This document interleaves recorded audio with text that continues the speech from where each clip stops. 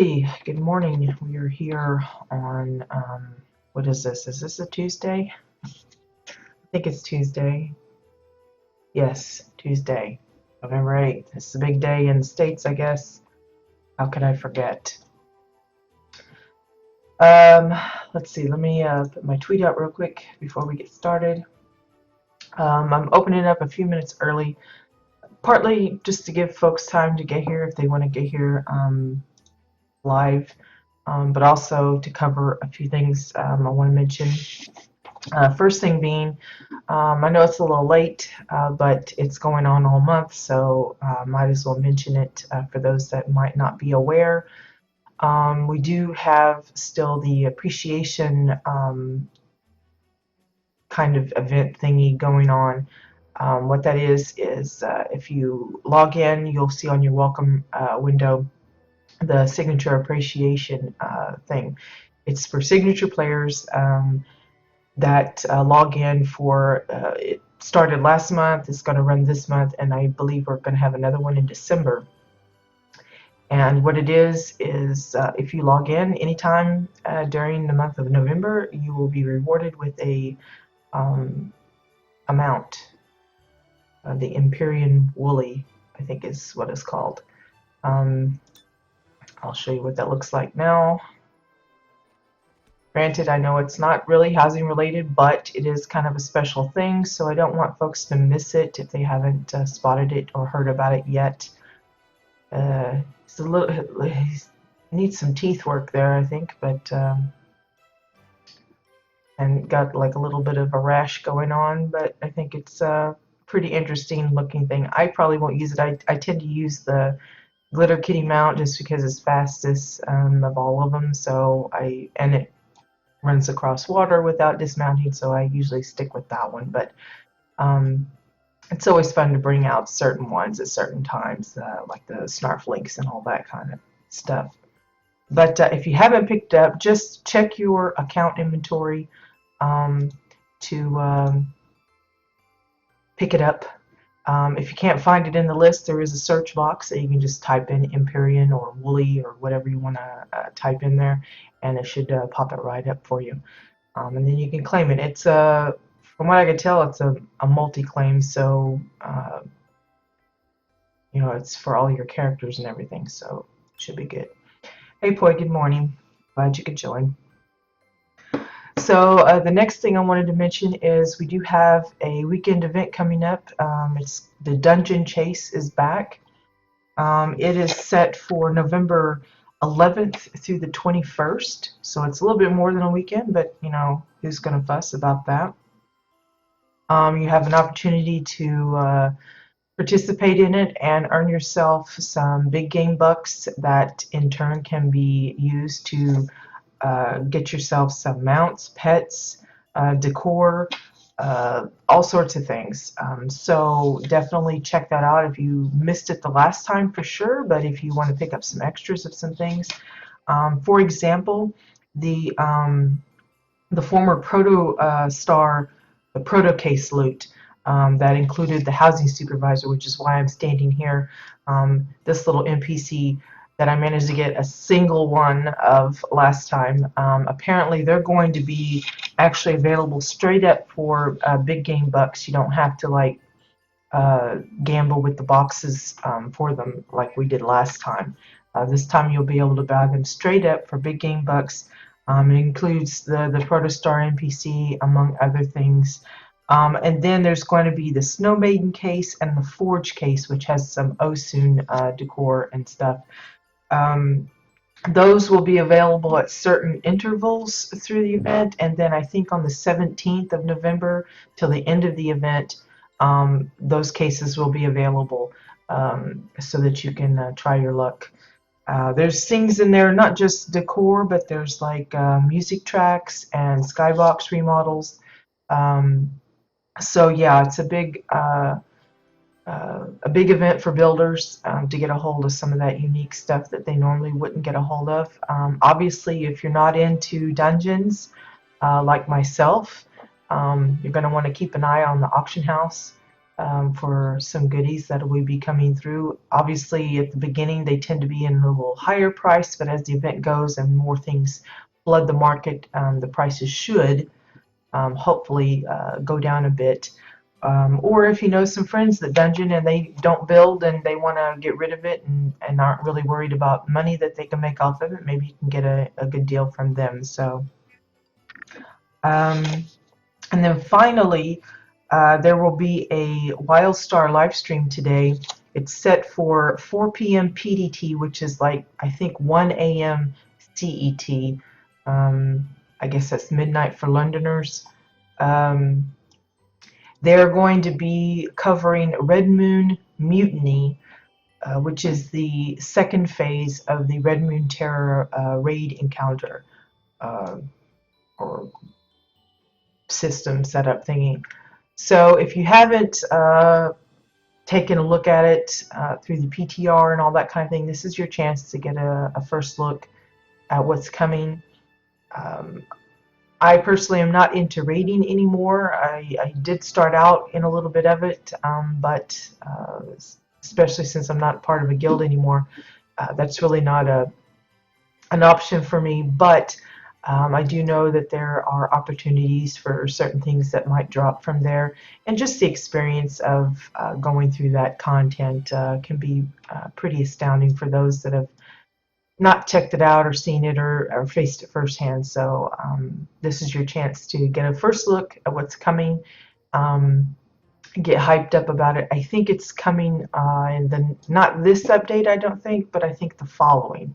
I don't hold me on that. I know this update that's coming this week is supposed to be the cross-faction stuff, so I want to say that they're probably going to do the following week, not all of it at once. Morning, Bones. Glad you could join.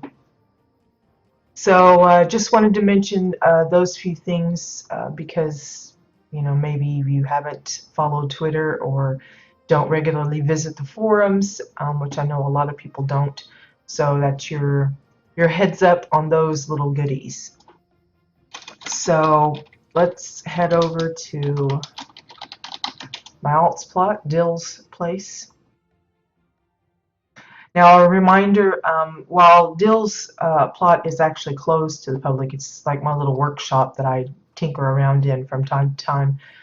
I won't say all of the things that I've been working on this month, but most have already been moved over to Kulantro's plot. That's Kulantro, I think is how I spelled it. Greenleaf.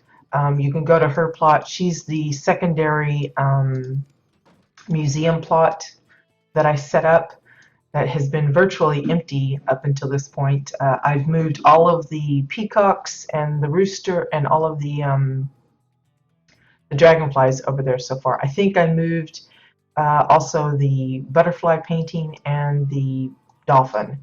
Those all should be at that plot now. Just to make it easier for for people to come check them out, but also seemed fitting. It's museum kind of stuffs. So, and what's nice is because we're keeping it to 50 items or less for each project, I can fit a whole lot more in. So that plot's basically empty other than the walls that I put up. So I should be able to squeeze in most, if not all, the things that we've put together. The only thing that hasn't found a new home yet is Mr. Polar Bear, but I will sort that out eventually. So I've got 3 possible projects that we might work on today. I don't know if we're going to get to all of them, but I'm going to be doing an animal build here, a special request from my husband, and a holiday one painting here, and then of course I have the eye that I was working on before that we may tackle. I think we're going to try the holiday one first.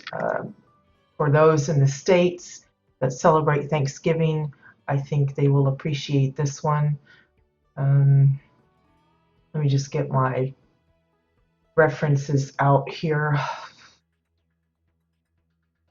Gotta put it up. I usually mean to put this up in a separate window from the get-go so I don't have to do it later, but silly me, I forgot.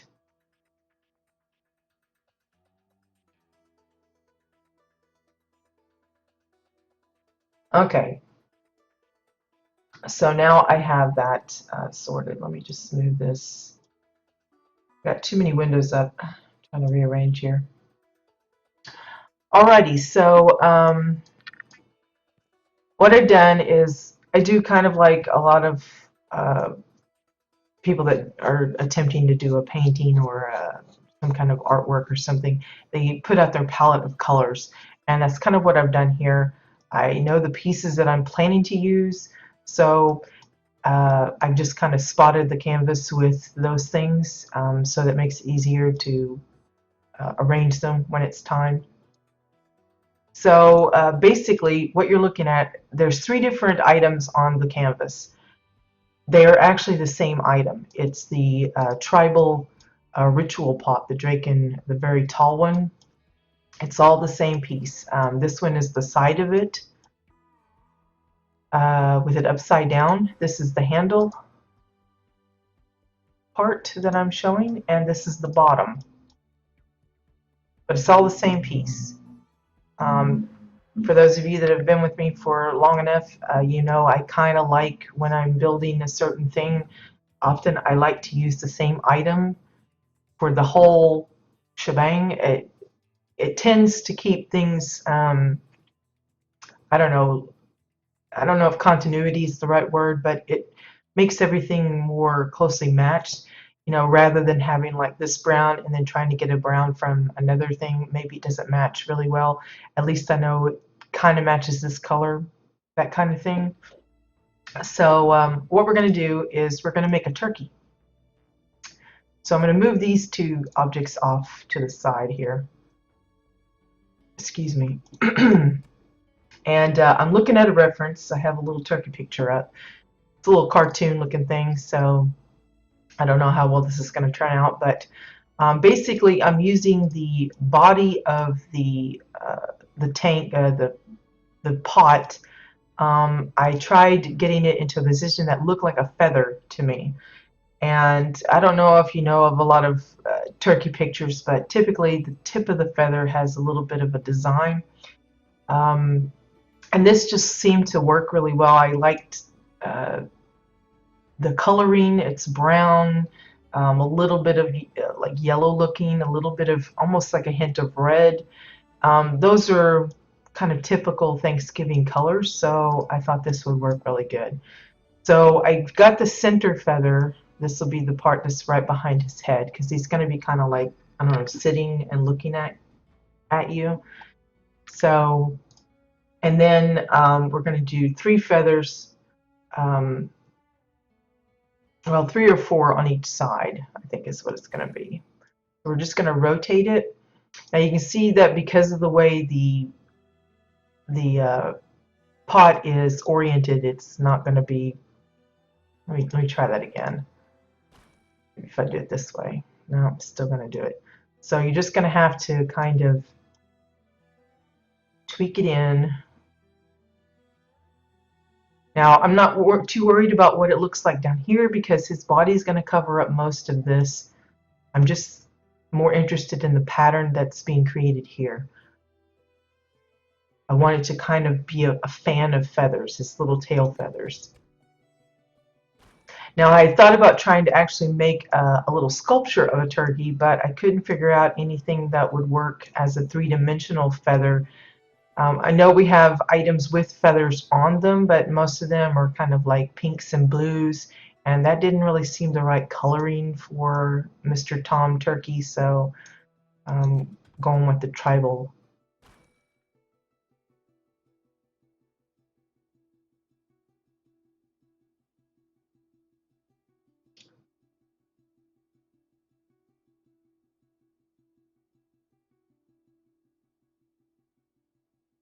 Basically, I'm kind of lining up that bottom stripe all the way around to make it kind of even, a little fan look. Notice I didn't really pay attention to the angle that I'm turning them at, which I probably should have, but and because it's a little slanted originally and everything, so every time I turn it, all the numbers change. So it's going to be really hard to match it on the other side. So Just gonna eyeball it. No biggie. We'll just see if we can get it close.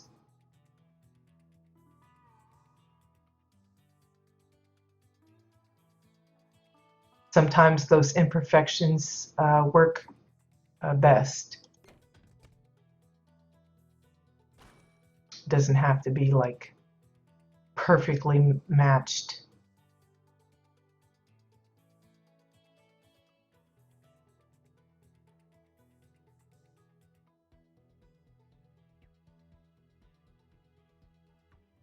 Oops. Let me raise this up a little bit. Because again, I'm mostly lining up that bottom stripe.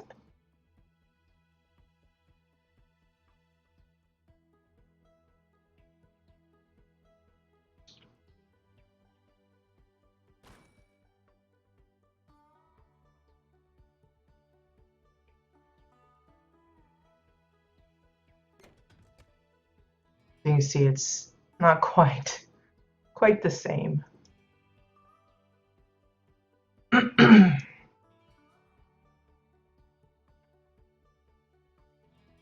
Let's change this one a little bit.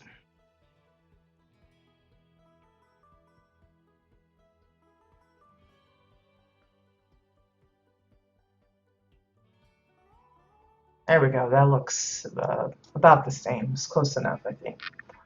So now we have his tail feathers sorted. So now we're going to start working on getting his body in order.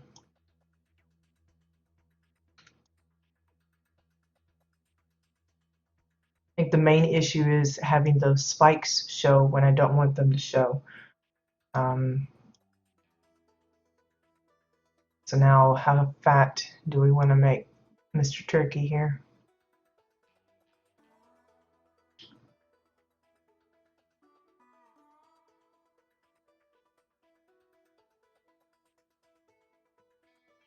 Now you can see that you can see the actual sides of this item. If you want to make it a little more round, just duplicate it and turn it a bit, and that should help round it up a little bit. It's not going to be perfect. You're still going to see some bits, but I'm just saying if you want it a little bit more rounded, you can do it that way. It's not really required. It's just if that is an issue for you.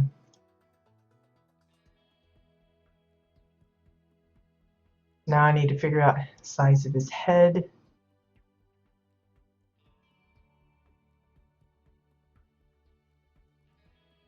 These pieces can be adjusted as necessary if you decide it's too big, too small later. You can always change it. It's no biggie.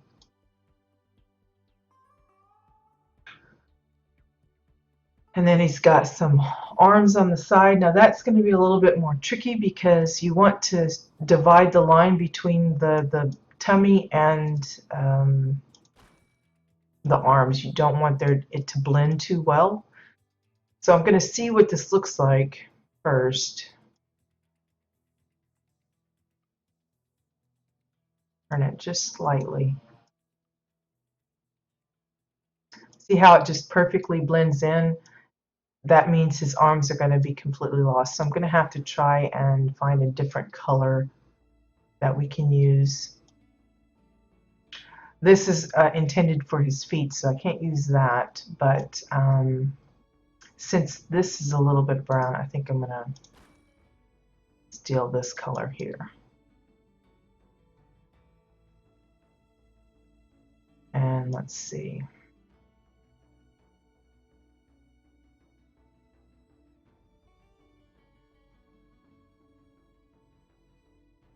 This might be too light. See if I can find a dark edge.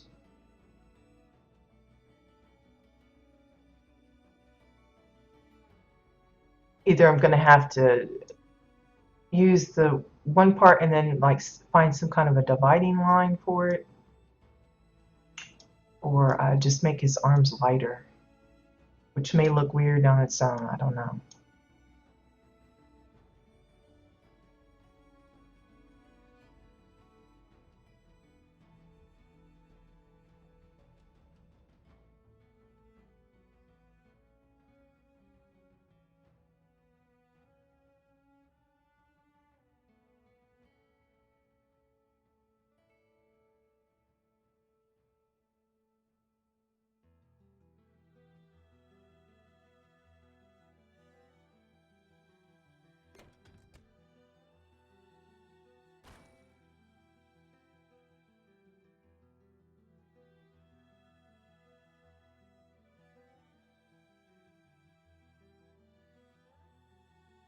I don't think I like this, but we're going to leave it for the time being.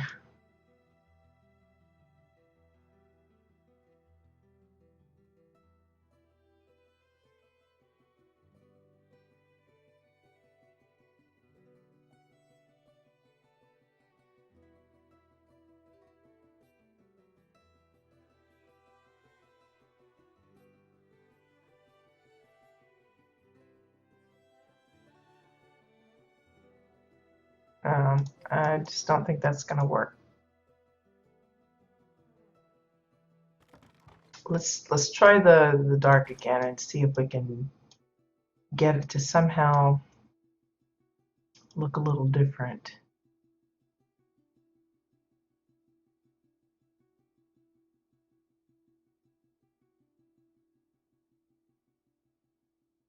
I don't want him to look like Mr. Spiky Arms.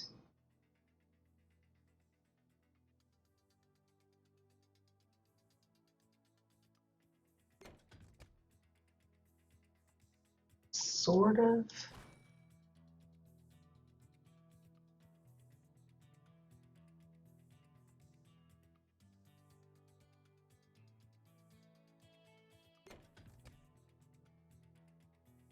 Still not very noticeable, is it? Maybe if I used a hanging cable. It'll have to be pretty big though to make it show up, because the smaller it is, the lighter it becomes.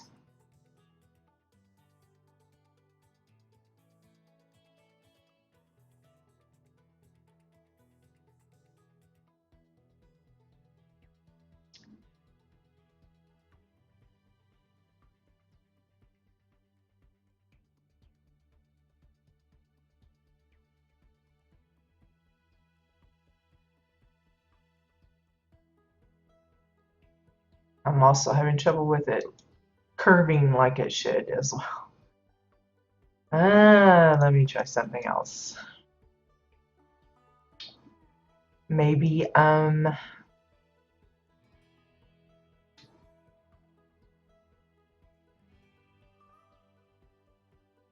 edge of a dome, a hollow dome.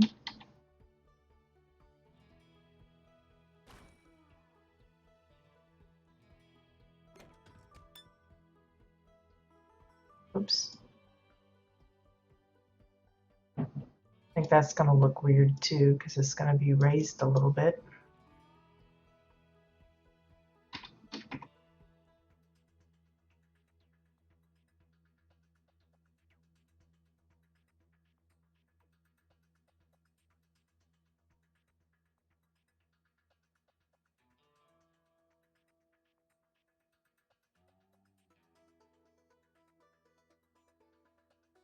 How's that? Does that look sorta?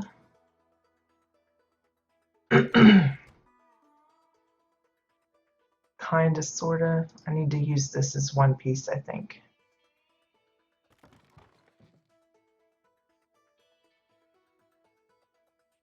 Let's try this.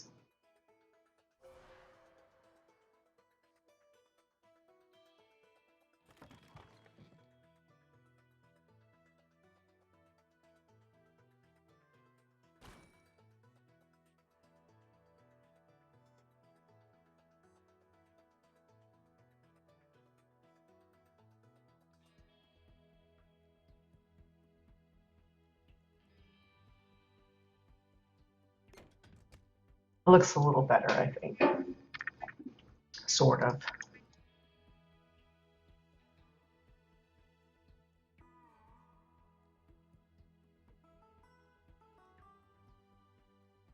Yeah, that looks better to me. So now we need to make that on the other side.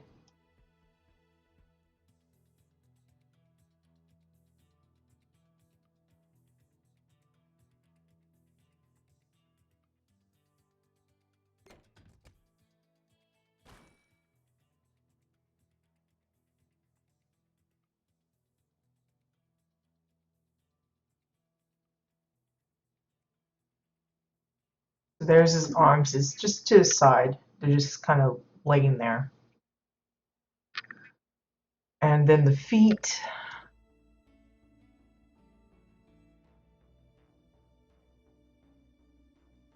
This is going to be a little trickier because I don't want the metal showing. I just want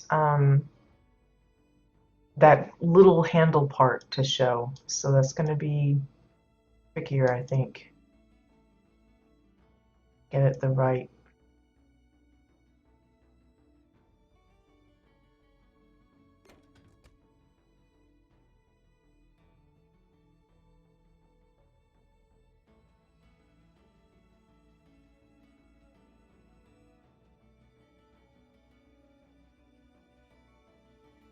Hoping that the handles aren't sticking out too much.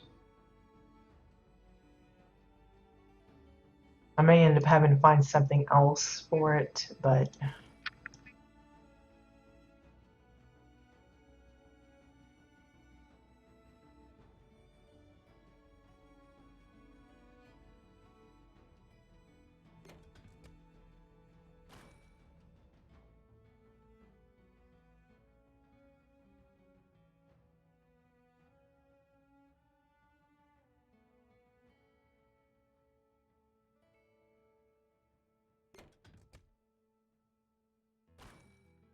I'm hoping this will work. Actually, it might be way too big for his little body there, but there's one foot, sort of. Might be kicking it up a little too much.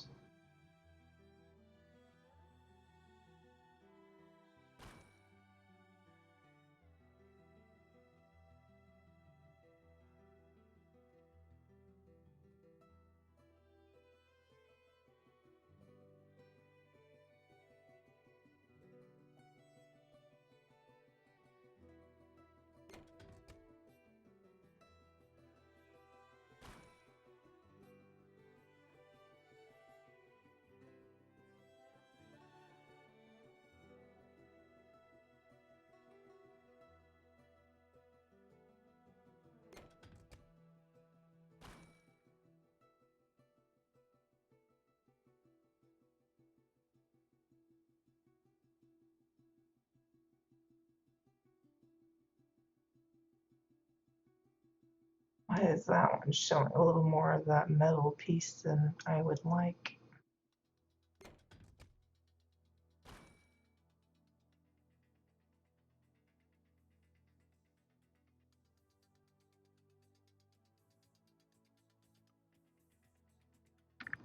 Something like that. It looks a little too. Let me try this again.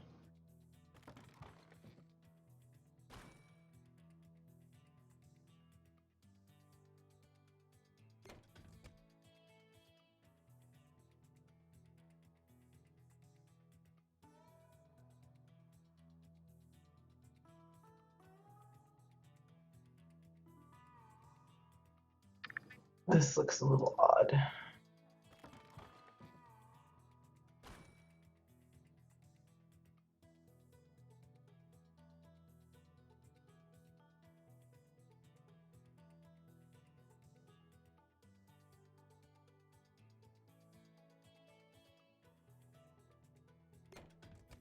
So now that looks better, but this looks too fat now. So I have to change it again. Oops. Maybe if I just... No, let's just start this one over.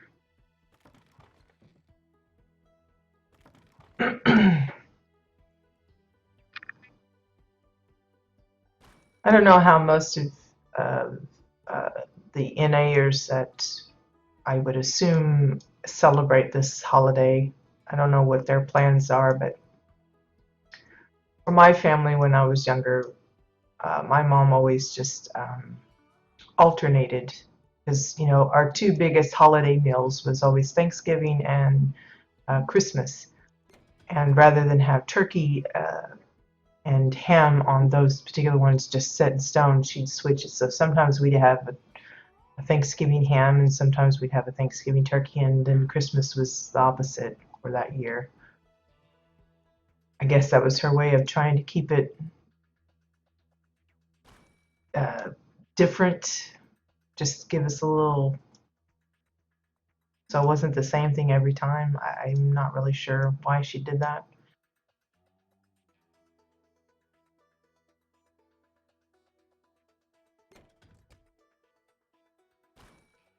Since moving to Belgium, though, I haven't, we don't really celebrate it anymore. One, it's not a thing here.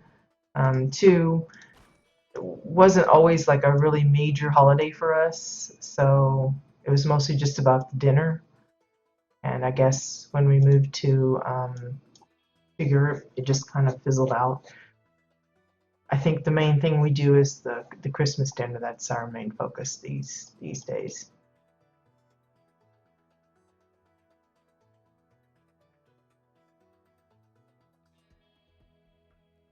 Just making little adjustments to his feet to make it look a little more uniform, same from side to side.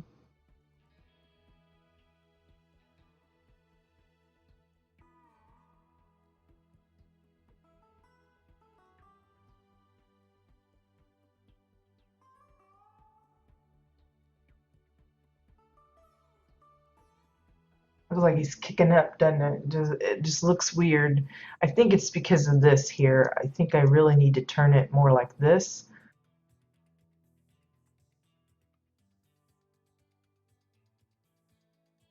I'm just going to have to ignore that the metal bits are showing. I think that's what's bugging me. It looks a little bit better, sort of. I just need to get rid of that metal part.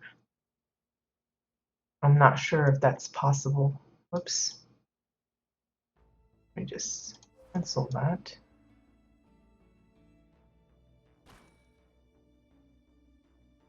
Move this over as a practice and see.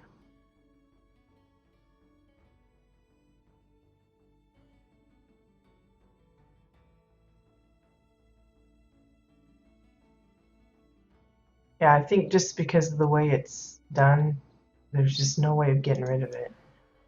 What I might could do is just take an extra piece of this and overlap it a little bit maybe, and kind of hide it that way. Is the best idea I can come up with. So, like, what I mean is,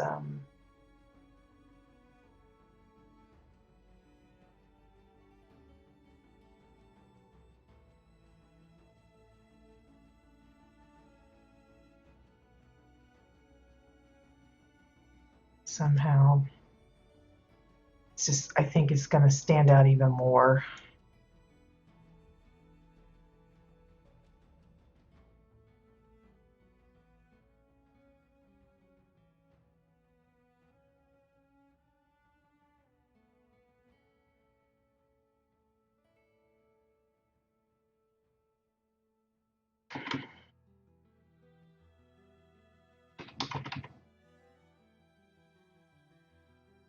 But maybe pretend that it's like a table or something that he's sitting on and just use that as the bit. Of course, I got this sticking out now. It's always something.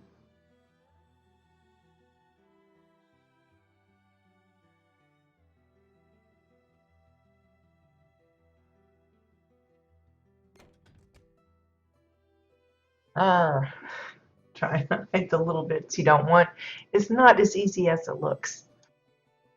Okay, let's forget about that part for now, and maybe I'll just put in a 2x4 or something and call it a wooden table that he's sitting on. Although I don't really want more brown, so maybe I'll pick a different one.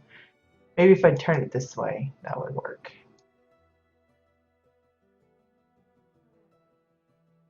Get this lined up better.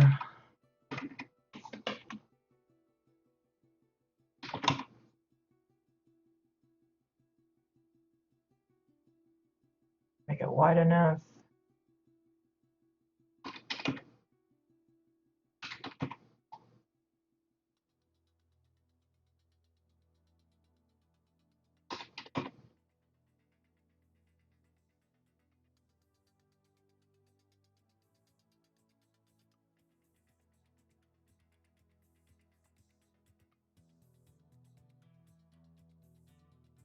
There we go. That's a little better, I guess.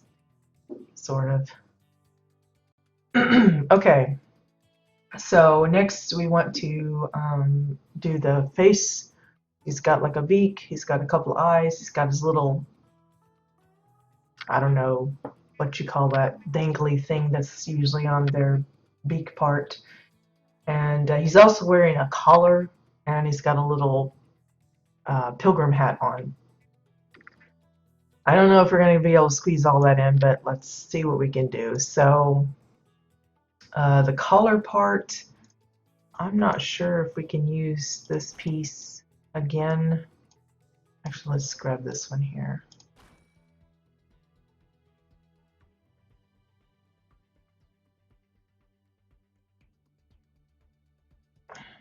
Why is that going the other way? Yeah, I don't think this is gonna work like I'm hoping.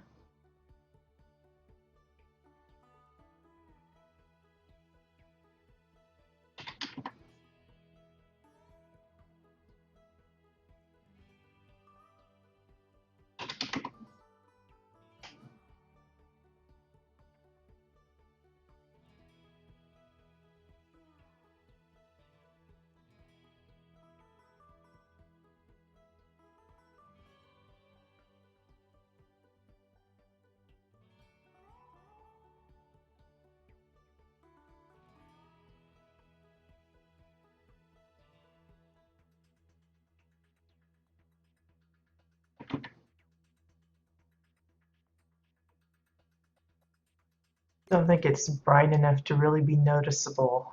That's the thing, I think. Don't want to use the handle because that's pretty bright on its own.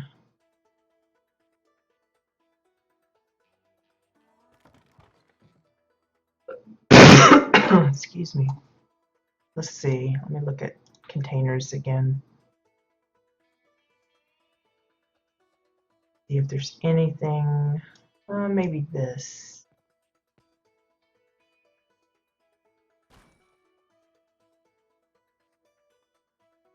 I can get just this part to show.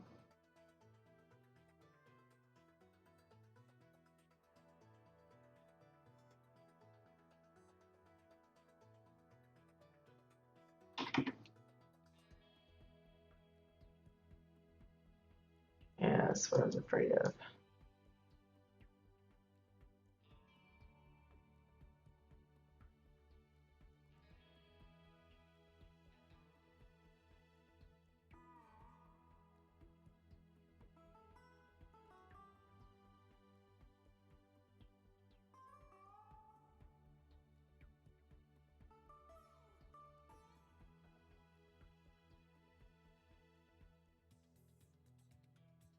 Pretty close. We'll use that. It happens to be in my crate, so I think it's just a kind of to help indicate there's a neck there. He's more got a bit of a neck rather than just a round head on top of here, so maybe I should raise this up a bit and put a smaller one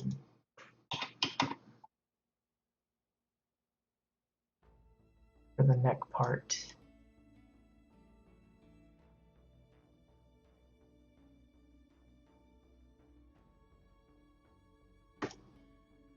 Yeah, that looks a little better.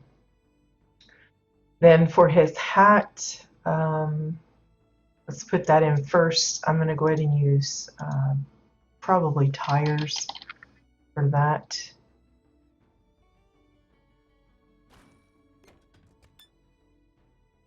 And for the actual top hat part, I call it a top hat. It's probably got some other name, but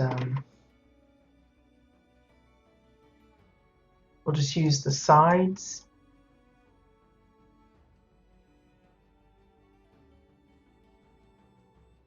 Let's see, it needs to be smaller.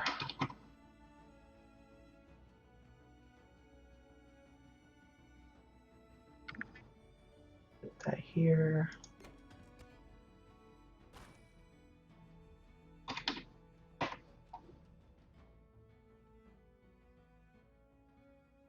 too much.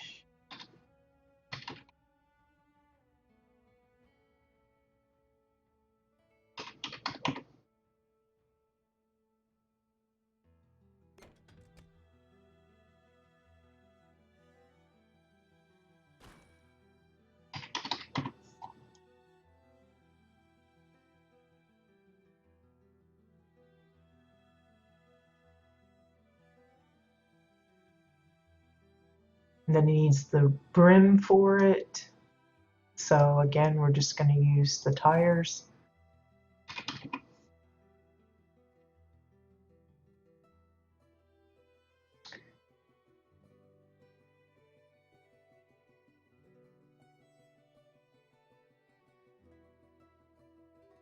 These are kind of like drooping down.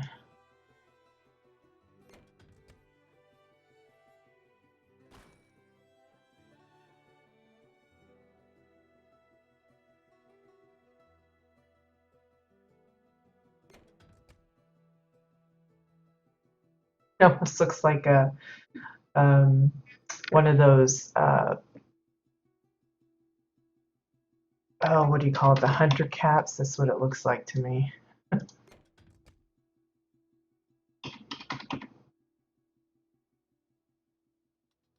think we're going to keep ours straight. The slanted just looks weird.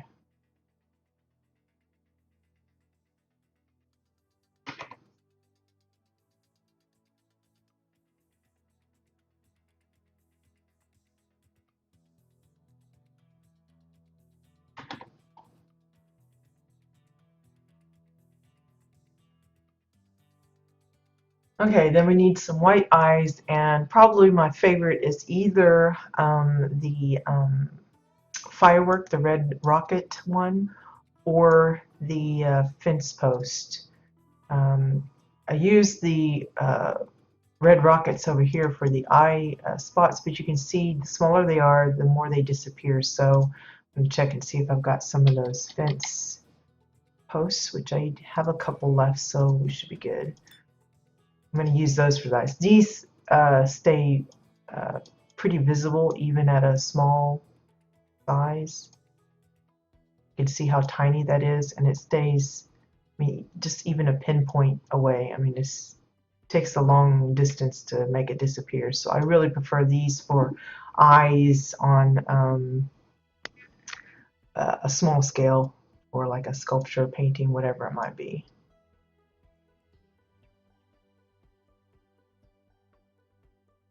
So let's see. Yeah, I think that's a good size.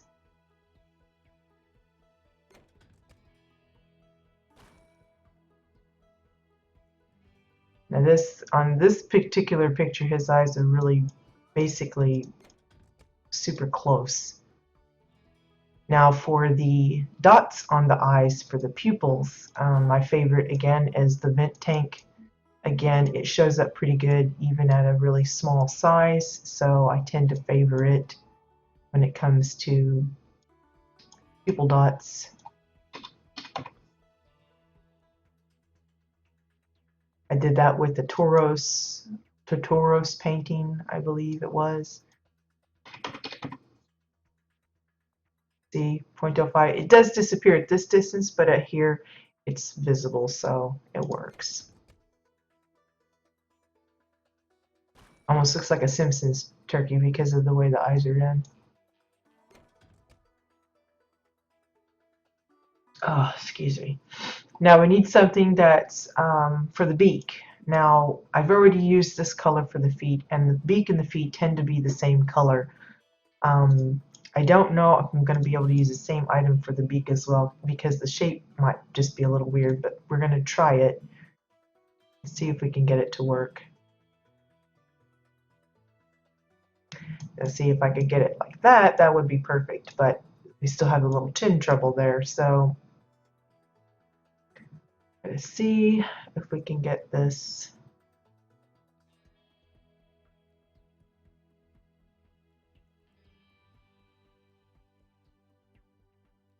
It really should be the other way the other way around. I like this shape better for the beak here than the other one.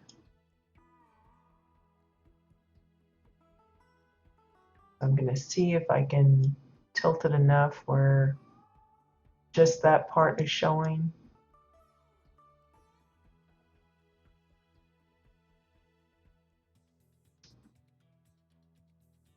Doesn't look like it.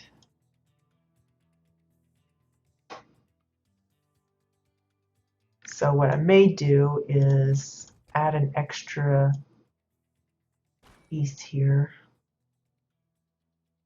See if I can cover up that part that I don't want showing.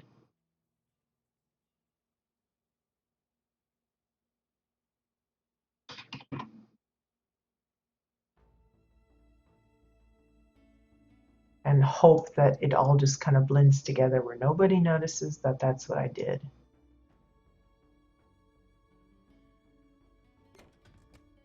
Like so.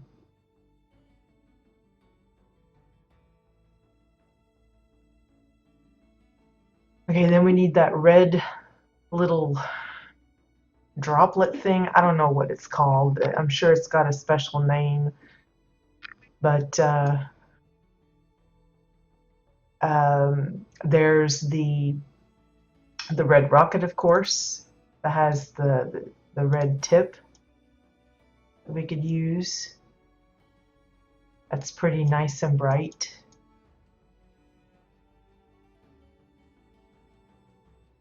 There's the Chua pillows that you could probably use, but I think this red rocket will be bright enough that'll show up much better against this, because let's see, I will show you the difference.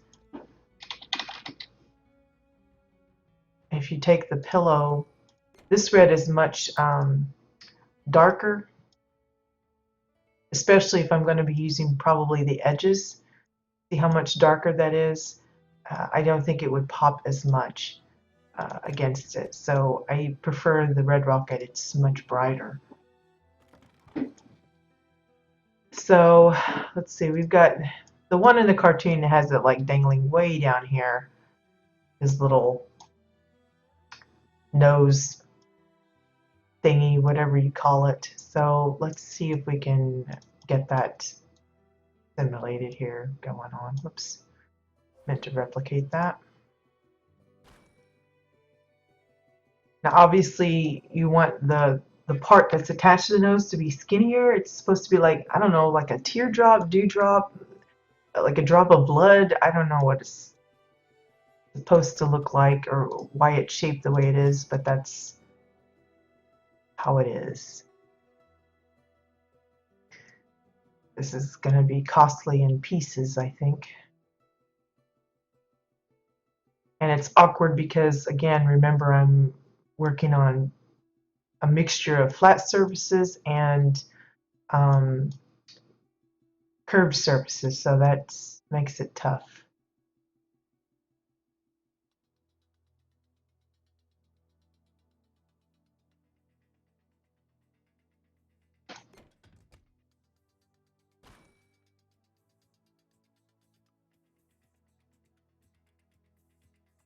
Trying to avoid that double bit there. Let's make this smaller maybe.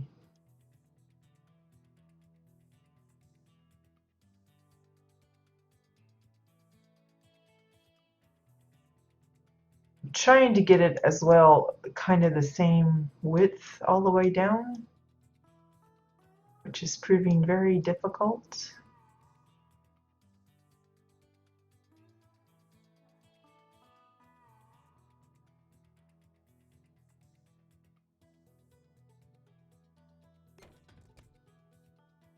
A little off there if you look at it from the side, but from the front it doesn't look too bad, I hope. Let's try that one again.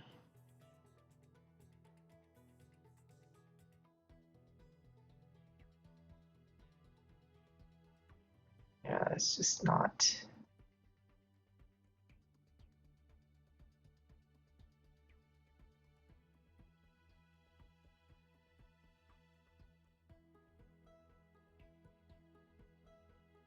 Let's make it even smaller, I guess.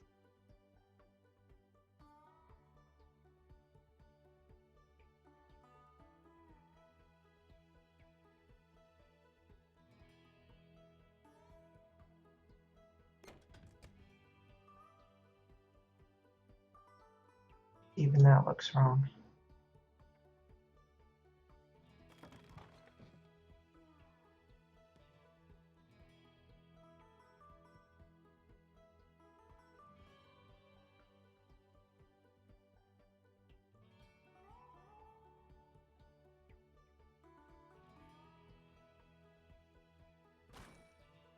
Notice I haven't been really paying attention to how many pieces I'm using.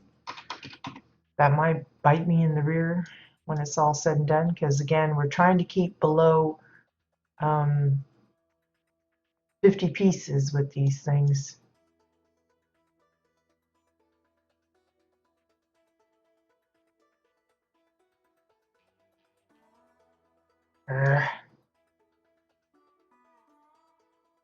One surface is like super flat, so it's making it tough to get.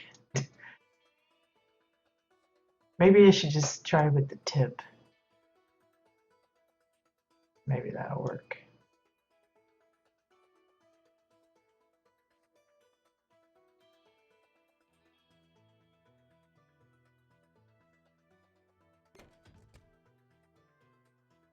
It looks like a drop. Like a little spot of something instead of a line, but can't get it to come up any other way. Just doesn't want to. Anyway, you just basically want to lead that line up to the side of his face, the beak. You don't want to go up too far.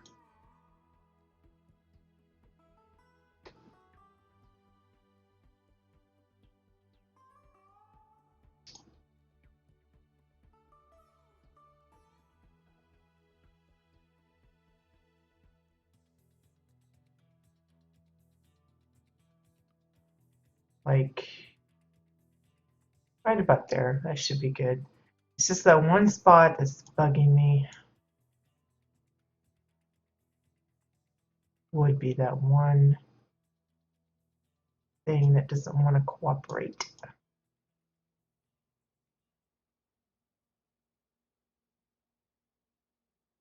Slightly better, but still, I notice it, so it's going to be on my mind. Okay, so hey, Ballin, trying to make a turkey painting. Okay, I think the only thing we're missing is the little buckle on his hat, which probably the easiest would just to be grab one of these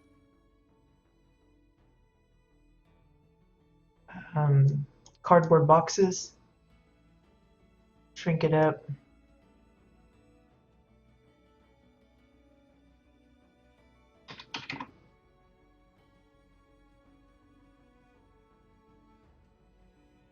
Let's get that straight.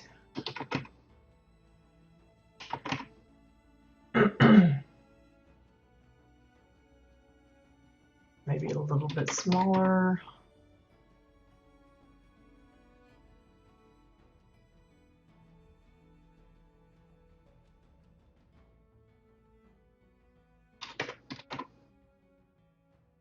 You want something a little bit more defined than the cardboard box, since the edges are pretty thin. You could always just get maybe some crates. You could probably even use this. Let's see if that one looks thicker, this particular, the frame that we're using. Shrink that down.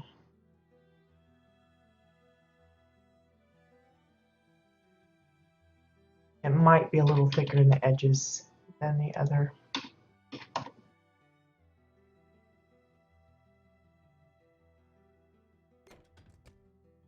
It's just slightly darker, I think.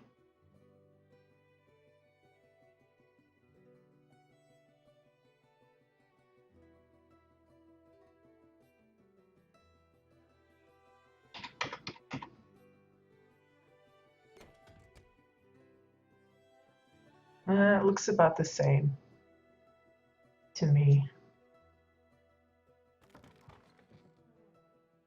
Cardboard box actually shows up a little bit better, I think, because it's a little lighter.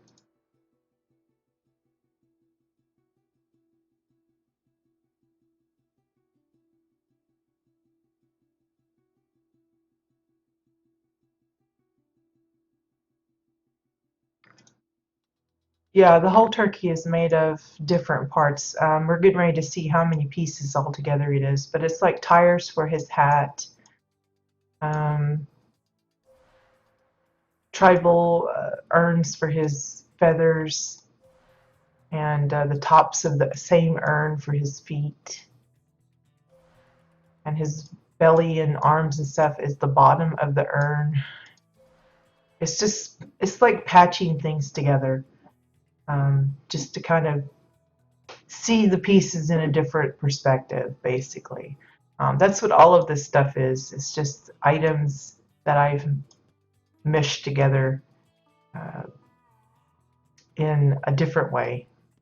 That's what housing is for me. It's not that for everybody, but that's what it is for me. It's just trying to discover different ways of putting things together to make new things. Okay, if you notice that middle feather that I had, it's pretty much covered up now. So it's basically unnecessary. So that's going to matter when I go to add up all of these items together to link them. So uh, probably the safest thing to do when you're doing these paintings and you have a single subject going on and you not really have too much of the background. Like say I put this together and I decide he's a little too far to the left or a little too far to the right or whatever. It's easier to link the subject up first as its own little mini set. And that way, if you decide you need to readjust his position in the painting, you can do that safely without worrying about it being connected to the framework. So what I mean is don't start linking everything up to the frame directly. Start linking it up to like a main body part. So like uh, since I have two pieces on the belly, you want to make sure you know which one you're clicking. So I'm going to link all of the feathers up to his body.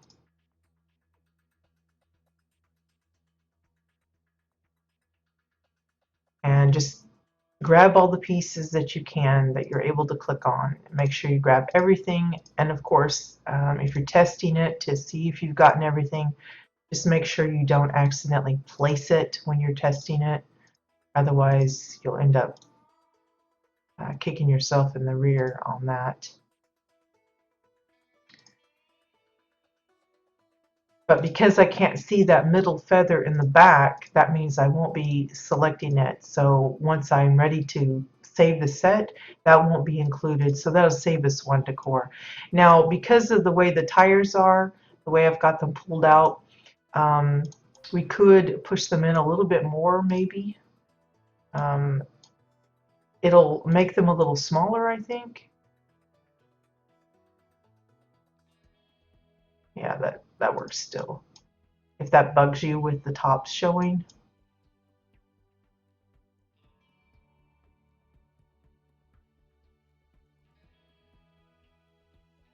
You know, when it comes to these painting things, a lot of it is going to be just, uh, it's not going to look good from the sides typically. You're always going to be looking at it straight, you know, head on, and that will uh, be your perspective that you want to use, and that's the way you want your viewers to look at it. But, you know, it's going to look a little funny typically from the side anyway, so don't worry about it. Okay, so back to selecting all these pieces, getting all these bits in here.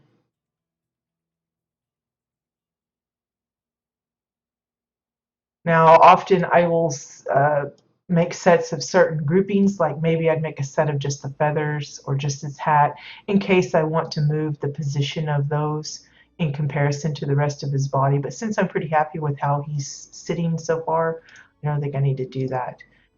Just keep in mind, if you make a full set of the entire thing and later you decide you want to move an individual piece or several pieces in a bunch, you may have to unlink them and link them together in a separate group just to do that without interfering with everything else.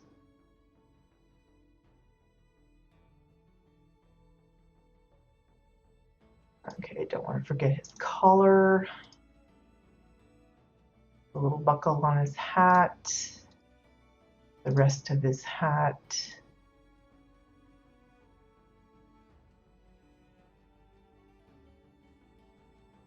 Now, as I said, if you know how to use Katya's add-on a little bit better than I do and more comfortable with it, you can set it up so that like you can select a target decor, for example, this belly piece here. And as you add new pieces, it will automatically link that new piece to the target. But I prefer not to do that because if you notice when I'm building, a lot of times I'll put something down, I'll remove it, I'll change my mind where I want it. And I don't know, I don't want to get confused about what's where. So I prefer to keep it non-linked most of the time at the start. And then it's only towards the end that I start putting pieces together. But, you know, do it however is comfortable for you. You don't have to do it just like me. Don't want to forget his eyes, the pupils of the eyes.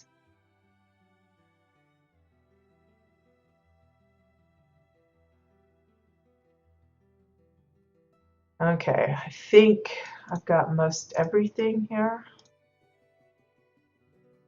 The best way to check is just to swipe them across, see what doesn't move. Looks like I missed a foot piece and some of his little dangly thing. So let's just find those missing parts. Now the one feather, we're not worried about that. That's not necessary. That you can't see it anyway. One more dangly piece there. Okay, that looks like that's all of him. Okay, now that I'm comfortable with him being that, is it called a collar? I don't know. That sounds like a weird name for it. But you can see all of these parts. This is what it looks like from the back. It's just a mess of stuff. So now we link it to the frame. Make sure that the background and the little bit that he's sitting on is included. So that makes the frame the parent. And there's just that one feather part that's not being included, and that's the one that's directly behind his head. I put it in there because I wasn't sure how big his head was going to actually get, but now that I see it, it's really not necessary. Okay, so drum roll. Let's see how many pieces this goofy thing is.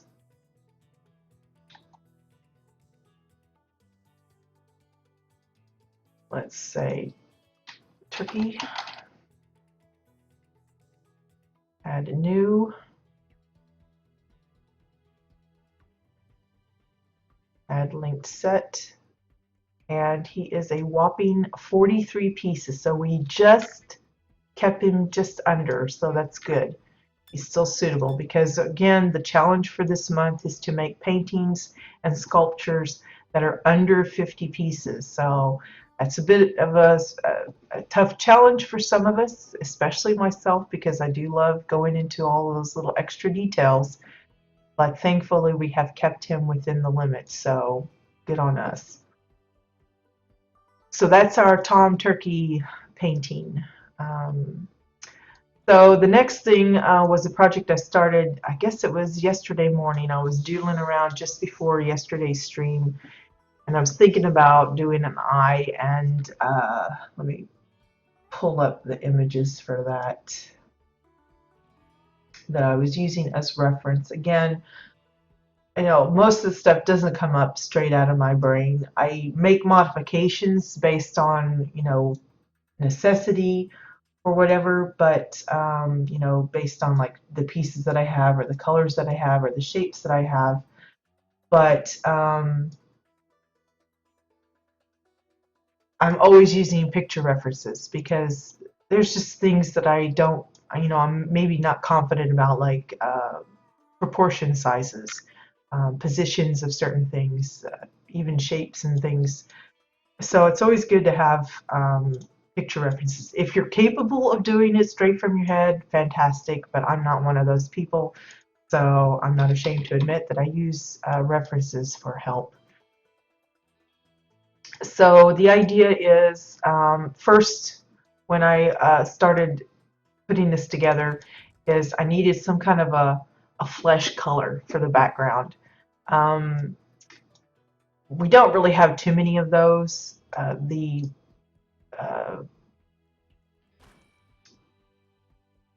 cardboard box is probably the closest that I could think of that I felt would work nicely. It's a little bit tan, a little bit brown. You can see the bottom is pretty, it's got a weird texture on it, so there's different shades there, even got some blemishes and stuff. So I thought it would work good for a face. But if you can come up with other items that you feel like would work well, then, you know, feel free to use them. It's not that this is the one and only item. I just couldn't think of any others that would work nicely because, one, it does have to be flat. You could use a curved item, but I think it would be more problematic. I mean, you saw the trouble I had with working over the curves of the tires and stuff with this little bit here. I just didn't want to make it harder on myself, so finding a flat surface was important. Um, and I typically aim for that kind of thing when it comes to the background of the painting, whatever it is, whether it be a landscape, portrait, whatever. Flat works best. Obviously, because I had chosen to go ahead and go with this frame again, which is the fireworks crate. See if I can, yeah, just pull that out individual. I had to have a rectangle shape. It's best, you know, ideal, I should say, if you can get the background as a single piece. So that means your framing also has to kind of suit it. I like this crate one because the frame part is pretty thick on its own, so you're able to hide some things in it. So like if this doesn't exactly match the right size, it's not got anything poking out.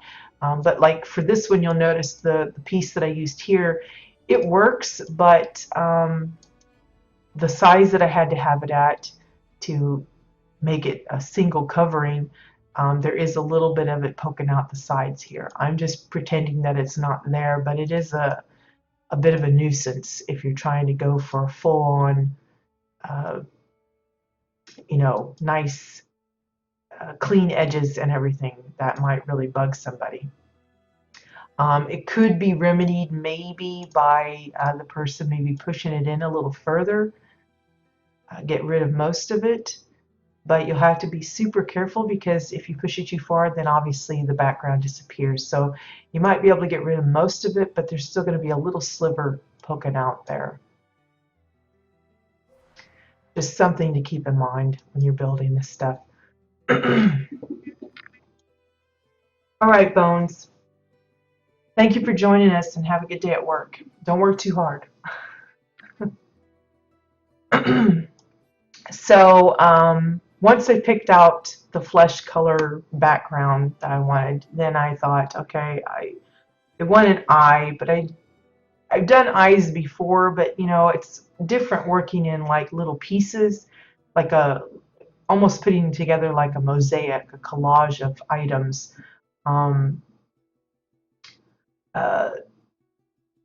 I wanted to look up some images of like not an actual realistic eye, but like a vectored eye, more concentrating on basic shapes, basic colors, because one of the tough things about painting in WildStar is it's really difficult to get shading.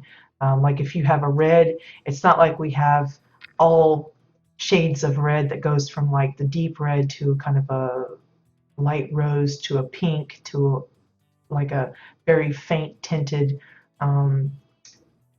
almost white kind of shade of red. We don't have those different shadings, so getting a color change, a graduate change of color is super difficult. You can do it, but it costs you a lot of pieces because well, the way I figured out how to do it was using layers of glass.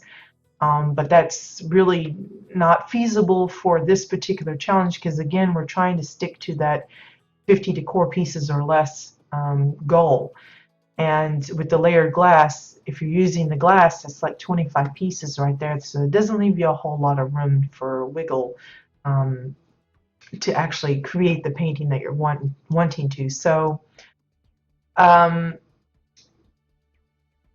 so I found a reference that has the eye pretty basicked out, but I also have the same eye where they've actually made it more photorealistic.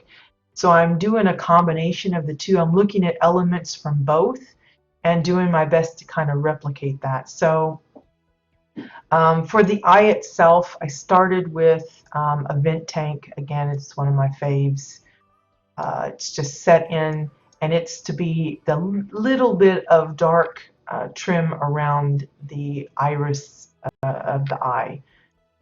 Um, then I used a green leafy stalk. It's version 2.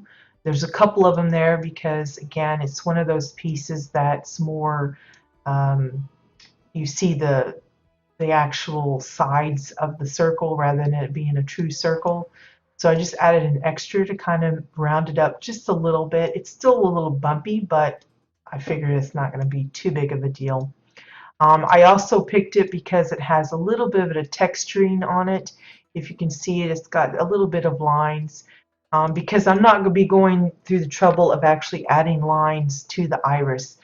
For someone that wants, doesn't or isn't aiming to follow this CBDC, they could probably get way more detailed than this is going to be and make it look a lot more realistic, perhaps. But again, we're aiming for keeping things as basic as we can, but still making it look like it's supposed to. And of course, we needed some highlights for the eyes, so I'm using the red rockets. Now, I anticipate I'm probably going to switch these to the fence posts instead, because, like I said, they don't show up very well from a distance, and I really would like them to pop a little more. So the only trouble is I don't think I have enough to go around. I have one extra in the crate at the moment since I used a couple of them for Tom Turkey over here. Hey Maggie, good morning. Glad you could join. It's pretty late for you, I think. Anyway, so I'll craft some of those up and switch them out later, but I'll be leaving the red rockets in place as markers for later. Again, the pupil is just another vent tank. It's just a smaller one inset into the center. So we have our basic outline of the eye. I may make some changes to it as we go, but for the most part, I think we're going to leave it as is. So the next thing I'm going to have to try and tackle is making the lids around the eye. And of course, I wanted to keep it flesh colored, but I want it to be a little bit, there to be some contrast between the background and the lids, to help give it some definition. So what I decided was, since we're already got the flesh colored of the cardboard box, we just use the cardboard box again. So just using it in different sizes and just kind of meshing it around the eye. I'm going to overlap it a little bit on the top because it's not like your eye is, you have a little bit of overlap, so your whole iris isn't showing all the time. It's a little bit of overlap here, just a very slight at the bottom. It's mostly the top that has that overlap.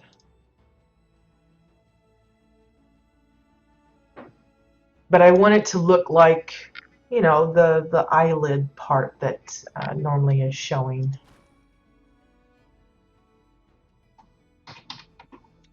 Whoops. Maybe a little too small there.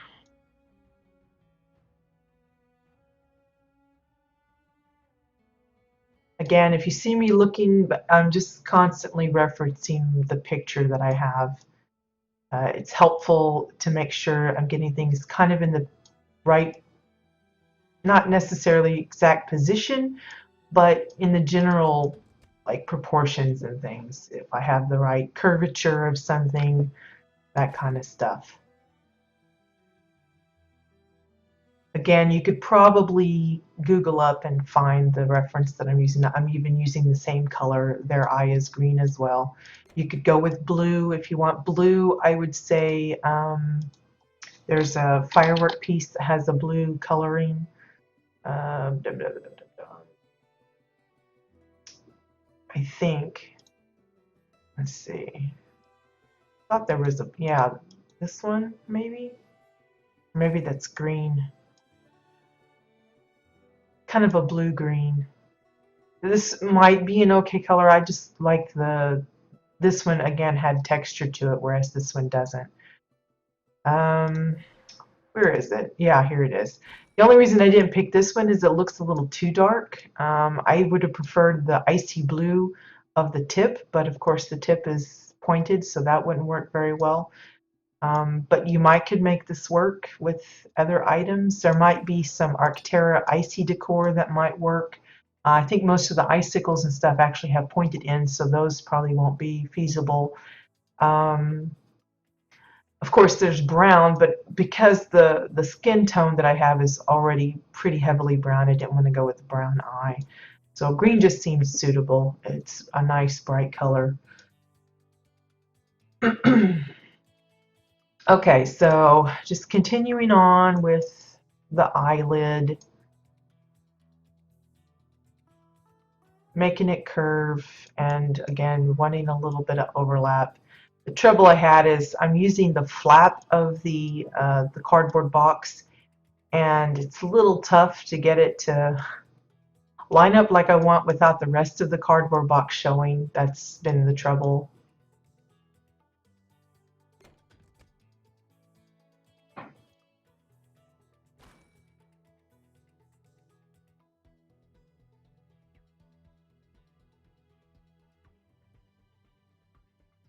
And then trying to figure out, how far down do I go?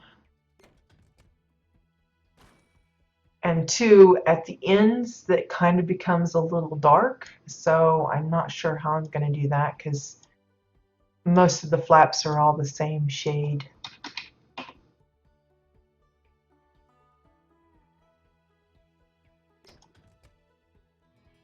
Let's bring this down a little bit more.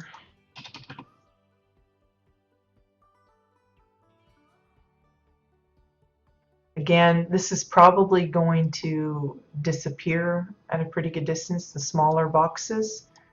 So keep that in mind. Again, you're going to have to realize that when it comes to these paintings and things, a lot of times they're already going to be in a small confined space. So you're not really having, it's not like you're going to be expecting your viewer to see it from a distance like this. Usually it's going to be in a small space anyway, a room. And so you're not going to have to worry about it too much, but just things to keep in mind. Now the bottom lid is a little thinner, so I think what we'll do is we'll grab one of these boxes, and I'm going to use the edge of it, I think.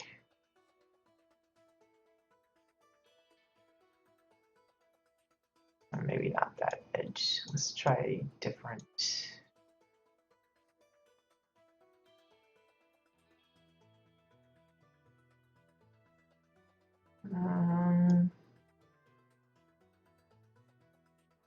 Trying to find a good edge.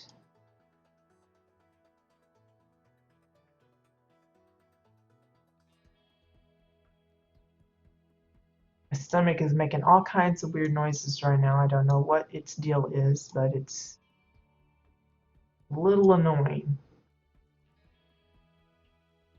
So maybe that, the only problem is it's not very curvy, so I don't know if it's going to work well, but we're going to try it anyway.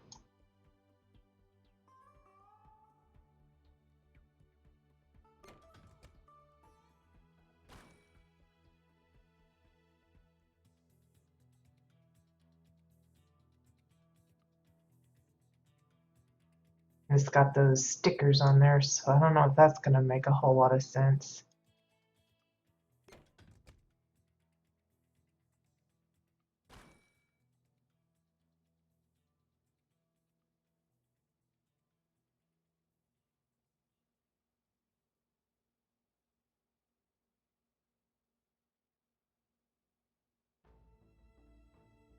And then once you lay down like the basic shape, then you can kind of readjust it if you feel like, whoops, uh, if you feel like maybe the shape is wrong, maybe there's too much on one side, not enough on another, maybe it's too pointed, that kind of thing. Now for the whites of the eyes, I would say I'd probably use the white rocket again. Again, that might be a good excuse to change it to the fence post for the little highlights, because it'll be a different color white and it won't be too matchy. Let's put that down.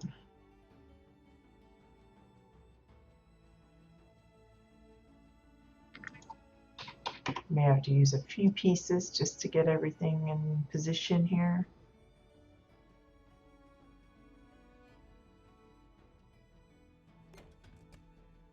I can see already I'm going to have to move the eye a bit, so let's I think I have this all linked up. Let's unlink all of that. And link it to the iris and the pupil in the center there. You get that other green stalk. Grab the highlights.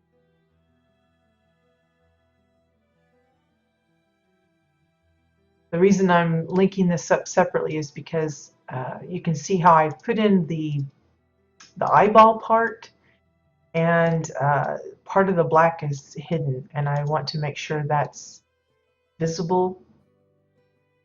So I'm bringing that a little above the surface a little bit more.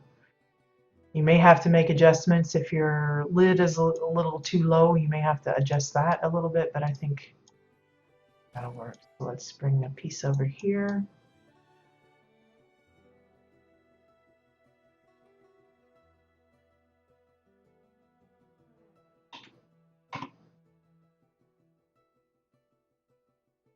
Again, you're having to contend with the shapes, so you may have to adjust sizes. Just keep at it. You'll eventually get it.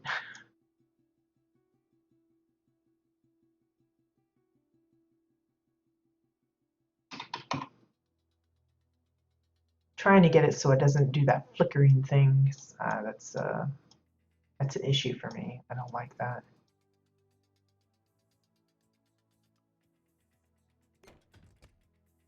And then we'll use some smaller bits for those really cornery fonts.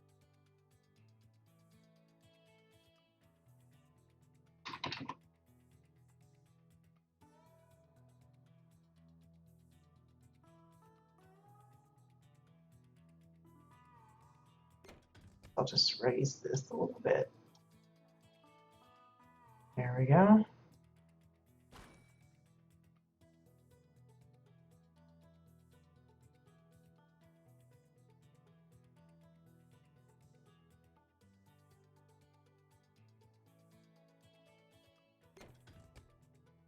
That looks much smoother than this does. I don't like that where it looks like a bump.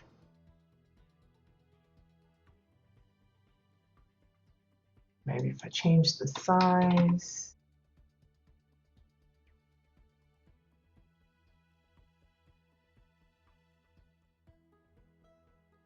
It'll look like a bump, isn't it?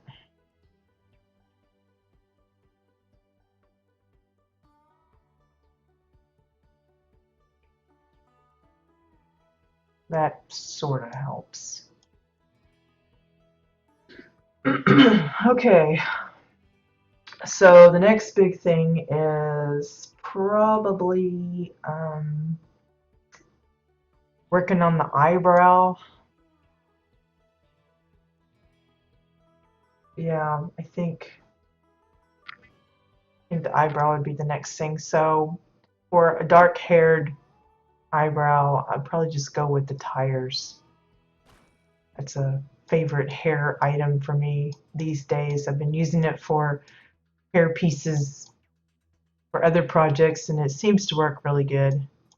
So I'm hoping it'll work here as well.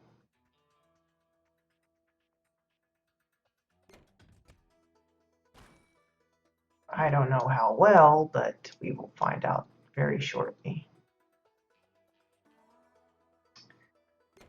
Again, I'm just laying in a few pieces and then we'll see about shaping it better. Because the eyebrow that's on this one, it's like really particular in its shape and everything. I don't know. Maybe if I should do this.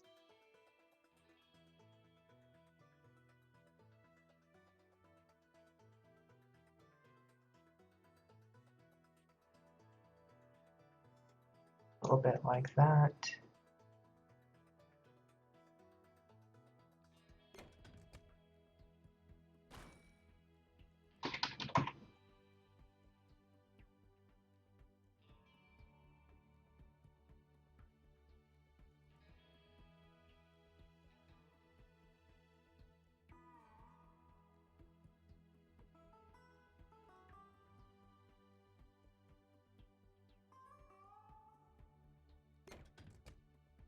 Something along those lines. I don't know.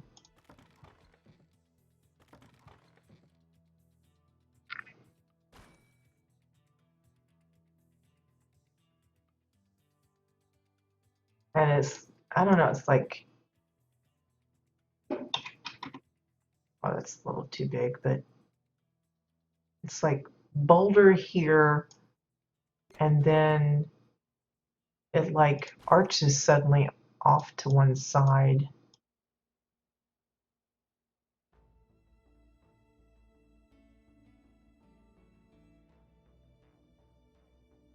Like,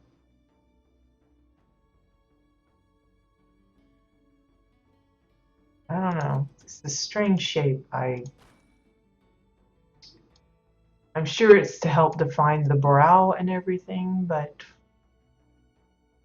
it just looks weird to me.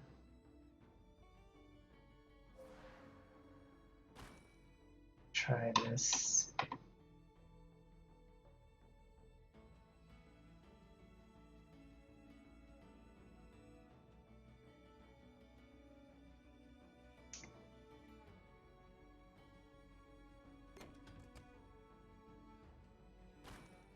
And then it kind of sort of curves down.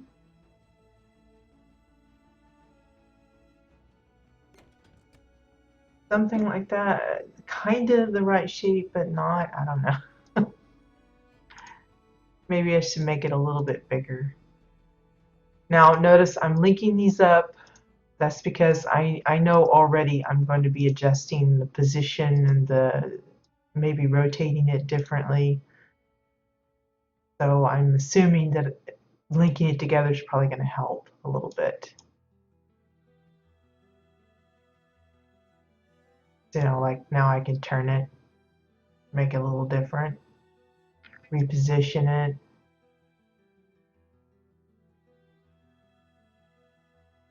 Make it smaller, bigger.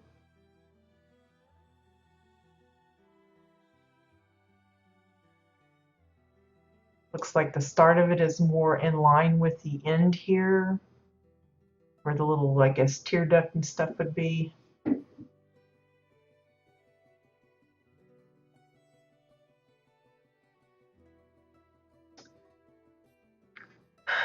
I think the toughest part is actually going to be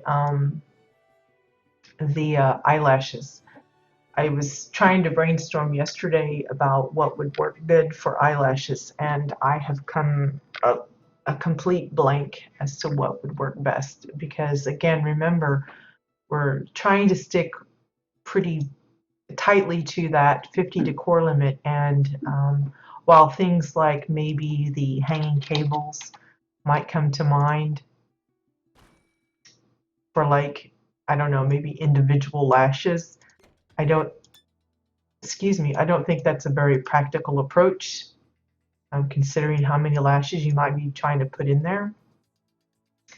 I thought about fence pieces, but they're kind of iffy as well, because one, they're you know, straight, trying to follow a curved bit, you're going to have to use quite a few, I think.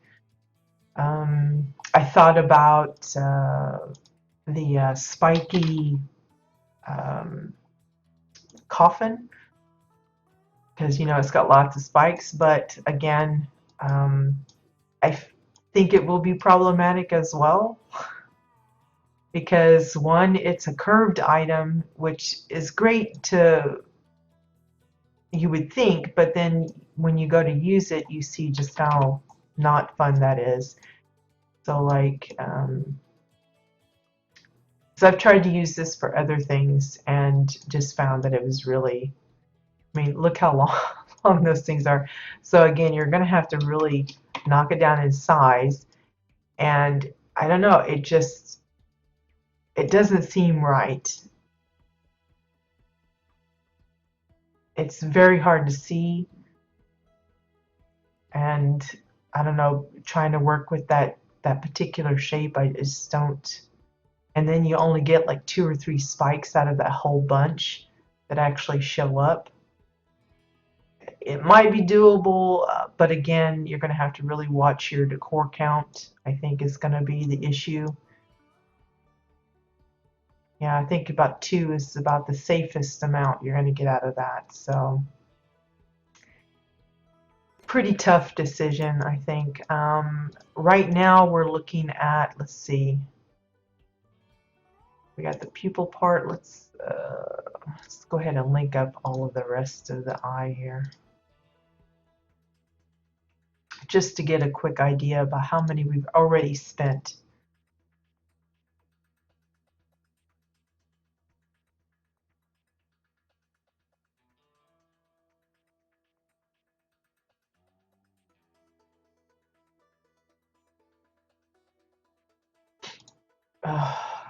Sinuses are starting to act up again. It's about time to spray.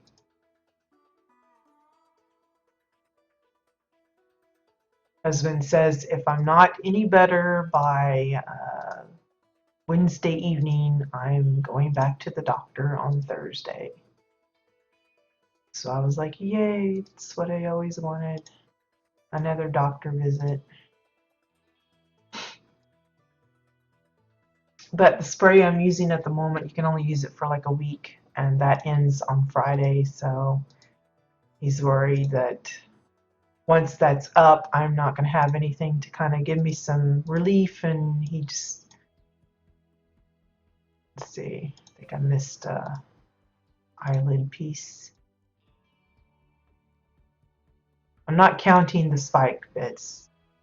So let's add this to the frame. Add that to the frame or to the other thing? Might have accidentally hit the wall. Okay, so right now we are looking at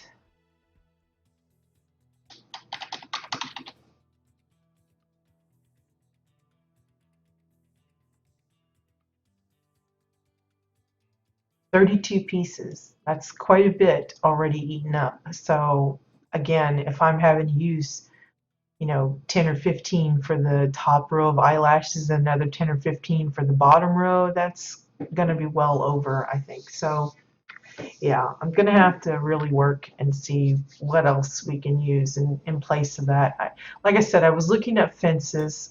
Probably the fences I'll try is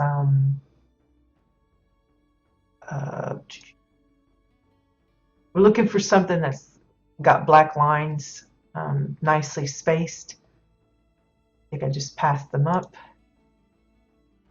So like maybe the barbed wire fence, these posts here.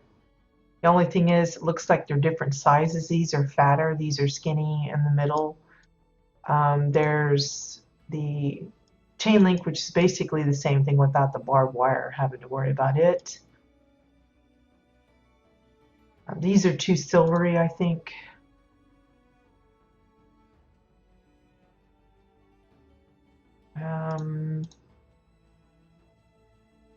This one I think is too wonky. It might work, but you can see how they're just all in different directions, so that might pose a problem. I thought about just using solid lines to represent the eyelashes, but I don't know. I think it'll look a little weird. So I'll have a play around with it. I thought about one of these fences. This one for sure wouldn't work because the ends are too short.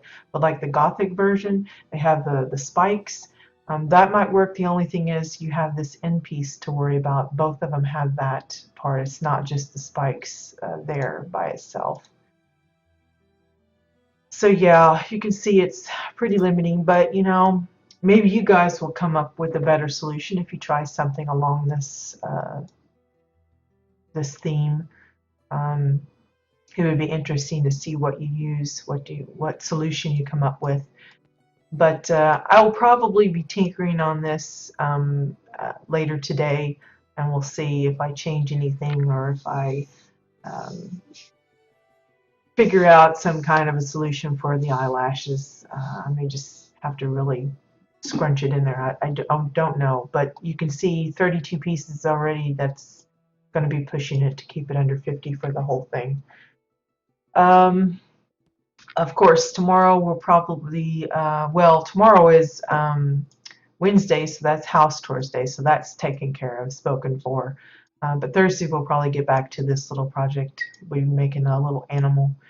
Again, it's a special request from my husband. He doesn't know that I'm doing it, but I was joking around with him saying, well, what do you think I should build? And he just spouted off something, so I thought, well, I think I'll do that. So yeah, I think that's all for today. I hope you had fun. You know, got a few ideas for your own projects if you're going to be tackling any of this. Again, I haven't heard of anyone actually working on any projects. We've had a couple of entries from an NA player, Seraphin, on the forum, but so far that's been it. But I remain hopeful that you guys are just needing some time to consider what you're going to do and what pieces you're going to use and trying to stick with it. But I'm hoping that, you know, with all of the projects I've been working on, that will help, you know, get you in the spirit of it and encourage you guys to throw in your lots with it, because I hope it's not just mostly my junk that Green has to go through. I'll feel sorry for them if it is. But yeah, so thank you guys for joining. Appreciate the follows, the tweets, the retweets, the votes, and just the general support and company, of course. Um, and good luck with your projects, and I'll see you guys later. Have a great day. Bye-bye.